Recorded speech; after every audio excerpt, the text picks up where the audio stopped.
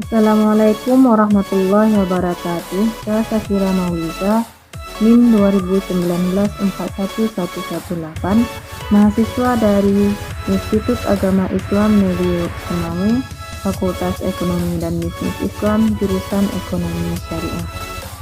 Baik, pada video kali ini saya akan menjelaskan materi dari mata kuliah Hukum Bisnis Syariah, yang materinya yaitu tentang penyelesaian sengketa dalam perbankan syariah. Islam telah memberikan konsep yang ideal sebagai upaya dalam menyelesaikan sengketa yang terjadi di antara manusia dalam berbagai sisi kehidupan.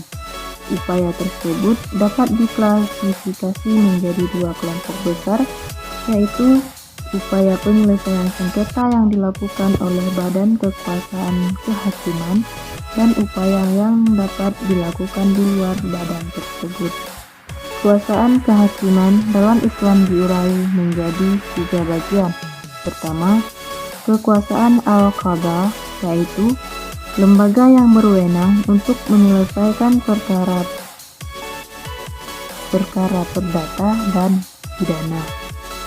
Yang kedua, kekuasaan al-hizbah, yakni lembaga resmi pemerintah yang diberi kewenangan untuk menyelesaikan pelanggaran-pelanggaran ringan yang menurut sifatnya tidak memerlukan proses peradilan, seperti pengurangan takaran timbangan, kendaraan yang melebihi tas angkutan, dan lainnya. Dan ketiga, kekuasaan al-mazalim, yaitu lembaga yang dibentuk untuk membela dan menyelesaikan perkara akibat kesewenangan penguasa, pejabat, hakim, atau lainnya. Sementara penyelesaian perkara di luar kekuasaan kehakiman dapat dilakukan melalui as-sulhu atau perdamaian. Dalam Quran Surah An-Nisa ayat 35 dijelaskan yang artinya, dan jika kamu dikhawatirkan ada persengketaan antara keduanya, maka kirimlah seseorang hakam dari keluarga laki-laki dan seseorang hakam dari keluarga perempuan. Jika kedua orang hakam itu bermaksud mengadakan perbaikan, niscaya Allah memberi taufik kepada suami istri itu. Sesungguhnya Allah Maha Mengetahui lagi Maha Mengenal. Dan hadis dalam riwayat Tirmidzi menjelaskan juga bahwa perjanjian di antara orang-orang muslim itu boleh, kecuali perjanjian menghalalkan haram dan mengharamkan yang halal. Dan orang muslim itu boleh bermuamalah sesuai syariat-syariat mereka, kecuali bermuamalah yang mengharamkan yang halal dan yang menghalalkan yang haram. Penyelesaian sengketa dalam perbankan syariah tersebut dalam pasal 24 ayat 2 Undang-Undang Dasar 1945 mengemukakan bahwa kekuasaan kehakiman dilakukan oleh sebuah mahkamah agung dan badan peradilan yang berada di bawahnya dalam lingkungan peradilan umum, lingkungan peradilan agama, lingkungan peradilan militer, dan lingkungan peradilan tata usaha negeri, dan oleh sebuah mahkamah konstitusi. Hal ini kemudian juga dipertegas pada Undang-Undang Kekuasaan Kehakiman Nomor 4 Tahun 2004 yang diamandemen dengan Undang-Undang Nomor 48 Tahun 2009. Kedua peraturan perundang-undangan ini menyatakan bahwa sebagai pelaksana peradilan di negara-negara ini adalah keempat lembaga peradilan tersebut yang kemudian mengerucut kepada Mahkamah Agung. Tidak ada forum lain di luar ketentuan tersebut. Namun kemudian munculnya regulasi yang mengatur perihal arbitrase dan alternatif penyelesaian sengketa lainnya, seperti Undang-Undang Nomor 30 Tahun 1999 tentang arbitrase dan alternatif penyelesaian sengketa. Maka terbukalah peluang lain untuk menyelesaikan sengketa di luar dari lembaga-lembaga litigasi yang telah disebutkan sebelumnya. Alternatif ini kemudian dikenal dengan penyelesaian non-litigasi. Di antaranya adalah musyawarah, negosiasi, mediasi, dan arbitrase. Dari regulasi yang mengatur penyelesaian sengketa perbankan syariah tersebut dapat disimpulkan bahwa terdapat dua macam forum penyelesaian sengketa perbankan syariah, yakni forum litigasi dan yang dipegang oleh peradilan dalam lingkungan peradilan agama, dan forum non-litigasi yang terdiri dari beberapa pilihan. Yang pertama yaitu musyawarah. Musyawarah atau negosiasi antar kedua belah pihak yang bersengketa adalah cara pertama yang selalu dilakukan oleh civitas perbankan dalam menyelesaikan permasalahan yang muncul.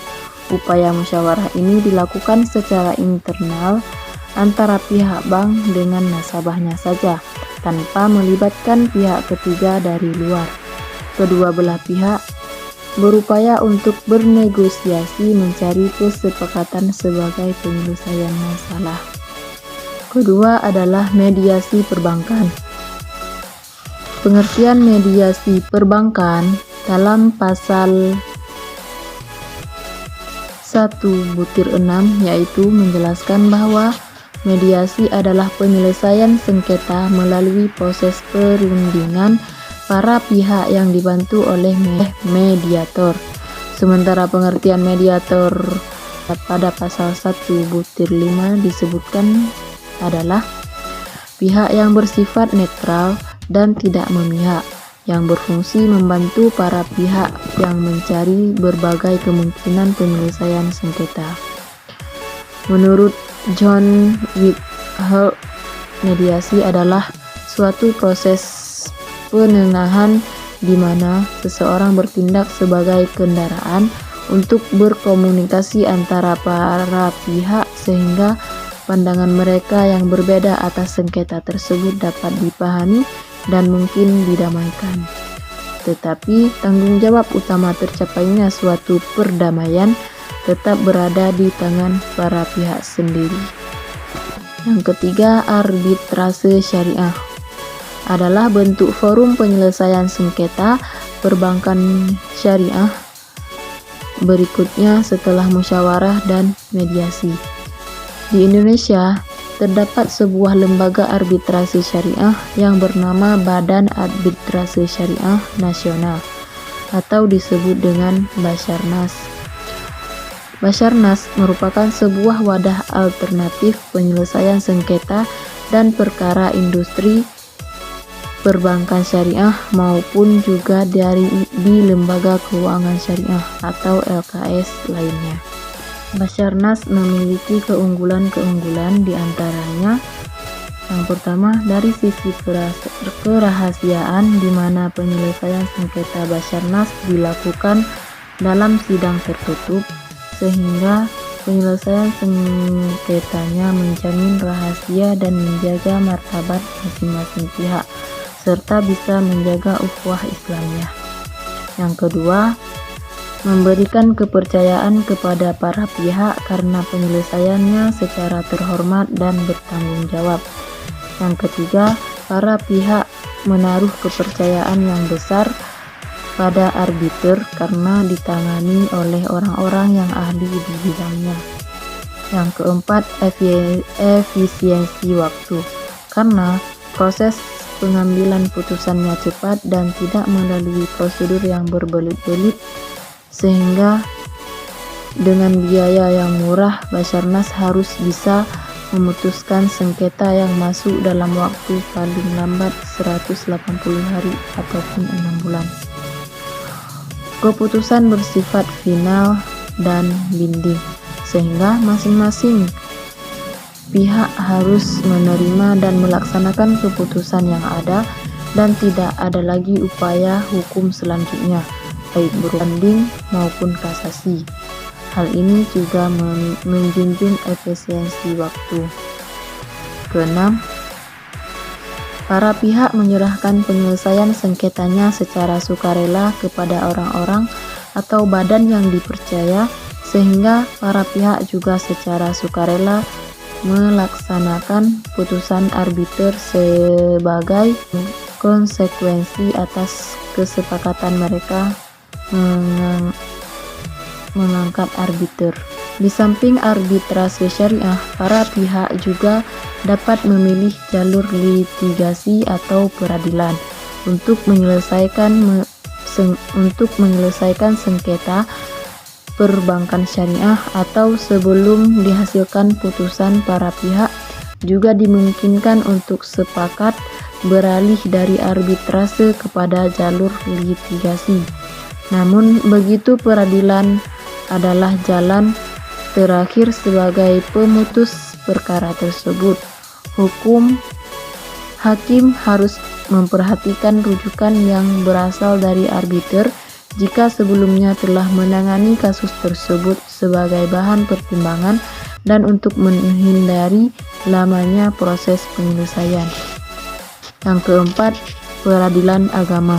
Adapun sengketa di bidang ekonomi syariah yang menjadi kewenangan peradilan adalah: yang pertama, sengketa di bidang ekonomi syariah antara lembaga keuangan dan lembaga pembiayaan syariah dengan nasabahnya.